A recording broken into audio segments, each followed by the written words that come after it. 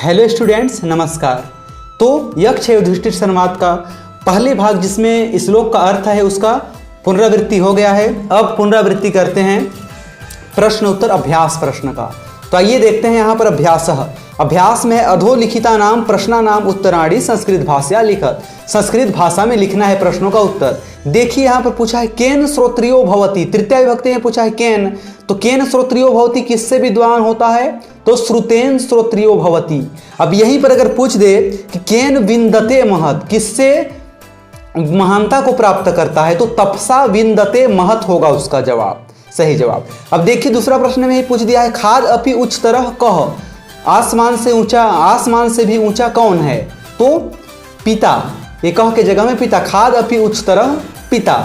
लेकिन अगर इसी को उलट के प्रश्न पूछ दे कि कस्मात उच्च तरह पिता, तो कस्मात उच्च तरह किससे ऊंचा, यहाँ पर भी का प्रयोग तो हुआ नहीं है, तो कस्मात उच्च तरह पिता अगर पूछ दे तो वहां पर आप लिख सकते हैं खाद अपि उच्च तरह पिता, या तो इससे भी ज्यादा सटीक होए खाद उच्च तरह पिता, आसमान से ऊंचा पिता होता है, ये आप लिख सकते हैं अगर उसको उल्टा करके पूछता है तो। लाभा नाम उत्तमम किम, लाभों में उत्तम क्या है? तो लाभा नाम उत्तमम श्रेयः। अगला प्रश्न है केन न प्रकाशते, इसको और भी प्रकार से पूछ सकते हैं, केन अस्वित लगा के भी पूछ सकते हैं, केन अस्वित न प्रकाशते, इसको ऐसे भी पूछा जा सकता था। लेकिन केन अस्वित न प्रकाशते, केन अस्वित और न को जोड़ेंगे तो उसका केन अस्विन न हो जाता है, इस टाइप से हो जाता है। ये देखिए इसको अगर एक साथ जोड़ेंगे तो प्रश्न पूछते समय केन अस्विन ऐसे हो जाता है। इसमें केन और अश्विन इसमें जुड़ा हुआ है, इसमें न अलग अलग करेंगे तो इसमें न जुड़ा हुआ है, इसका मतलब हो गया कि किनसे प्रकाश नहीं होता है। तो इसका जवाब भी सेम वही होगा जो इसका जवाब है, तमसा न प्रकाशते।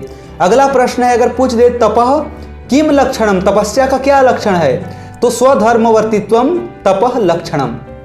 आगे देखिए रिक्त स्थानानि पुर्यत, रिक्त स्थानों को जल्दी से पूरा कर लेते हैं। रिक्त स्थानानि पुर्यत, खाली स्थान त्यजति मित्राणि, तो लोभात त्यजति मित्राणि। खाली स्थान गुरुतरा भूमे, धरती से बड़ी क्या है? तो माता। अगला प्रश्न है उत्तमम दाक्ष्यम, खाली स्थान उत्तमम दाक्ष्यम, तो धान्या नाम उत्तमम दाक्ष्यम, तुष्टिरुत्तमा, खाली स्थान तुष्टिरुत्तमा, तो सुखा नाम तुष्टिरुत्तमा। मनसो खाली स्थान दमः, तो दमनम दमः। संस्कृत भाषा अनुवादम कुरुत, संस्कृत भाषा में अनुवाद करना है। देखिए संस्कृत भाषा अनुवादम कुरुत, वेद के अध्ययन से जीवन का ज्ञान होता है, तो वेद अध्ययनात् जीवनस्य ज्ञानः भवति। माता भूमि से बढ़कर है, माता गुरुतरा भूमे है। वायु से शीघ्रतर मन होता है, वातात् शीघ्रतरम मनः। लोभ से मित्र को त्याग देता है, लोभात् मित्रम त्यजति, या तो लोभात् त्यजति मित्राणि बहुवचन में लिखेंगे तो, नहीं तो लोभात् मित्रम त्यजति। अज्ञान से संसार आवृत है, संसार ढका हुआ है, तो अज्ञानेन आवृतः लोकः या अज्ञानेन लोकः आवृतः।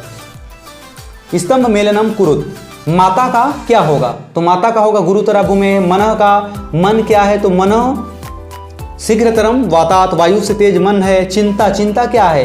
तो बहुतरी तृणात्, ये है। तुष्टि, संतुष्टि, इसका क्या उत्तर होगा? तो सुखा नाम उत्तमा, सुखों में उत्तम संतुष्टि है। मित्राणी, तो मित्राणी का क्या होगा? लोभात् त्यजति, लोभ से मित्र त्याग दिया जाता है। अब देखिए यहाँ पर पांचवें में दिया है अधोलिखिता नाम श्लोका नाम माध्यमेन निर्देशानुसारम उत्तराणी लिखत। तो निर्देशानुसार उत्तर लिखना है, पहले श्लोक को पढ़ लीजिएगा। अज्ञानेन आवृतो लोका तमसा, ये है, इसको पढ़ लीजिएगा। पढ़ने के बाद देखिए सीधे सीधे हम आंसर की ओर चलते हैं। इसमें प्रश्न पूछा क्या गया है, केन आवृतो लोकः, संसार किससे ढका है? तो अज्ञानेन आवृतो लोकः। परा क्षमा का प्रोक्ता, द्वंद्व सहितुत्वम क्षमा प्रोक्ता। रेखांकित पदा नाम मूल शब्द विभक्ति वचन लिखिए, विभक्ति वचन लिखना है जो रेखांकित शब्द हैं उनके। तो रेखांकित शब्द कौन कौन से हैं? तो यहाँ पर मैंने लिख रखा था रेखांकित शब्द, वहाँ पर है अज्ञानेन आवृतो तमसा लोभात मनसो। तो देखिए अज्ञानेन आवृतो में मूल शब्द है अज्ञानेन आवृत, अज्ञानेन नावृतः। यहाँ पर मूल शब्द अज्ञानेन आवृत, एक साथ ही न में ही न में बड़ियाक मंत्र आ है, इसको रुकिए मिटा कर लिख देता हूं। अब आपको बिल्कुल स्पष्ट दिखाई दे रहा है अज्ञानेनावृत, ये मूल शब्द है, प्रथमा विभक्ति एक वचन। तमसा में तमस से बना है, तृतीया विभक्ति एक वचन। ये तमस में आप हलंत यहाँ पर लगा लीजिएगा। लोभात। अब लोभात ये लोभ से बना है, इसको भी मिटा देता हूं बगल में जो, तो स्पष्ट रूप से दिख रहा है लोभात लोभ से बना है और पंचमी विभक्ति एक वचन है। मनसो मनस पंचमी षष्ठी एक वचन, क्योंकि मनसों को अगर करेंगे तो मनसा होता है, तो पंचमी षष्ठी का एक वचन है। अब आइए देखते हैं कि अगला प्रश्न क्या पूछा था। ये तो हो गया, ये रेखांकित पदों का मूल शब्द बना लिए। प्रकाशते इति शब्दस्य व्युत्पत्तिम उपसर्ग मूल धातु रूपं च लिखत। तो प्रकाशते शब्द में क्या क्या है, देखिए प्रकाशते शब्द में प्र उपसर्ग है, काश धातु मूल धातु था है, और धातु रूप में देखेंगे तो ये लट लकार आत्मनेपदी में है। प्रथम पुरुष एक वचन, प्रथम पुरुष का एक वचन है, आत्मनेपद में चल रहा है। अगला प्रश्न है यहाँ पर, हिंदी भाषा अनुवादन कुरुत बहुत आसान है। संगात स्वर्गम न गच्छति, आसक्ति से स्वर्ग नहीं जाता है।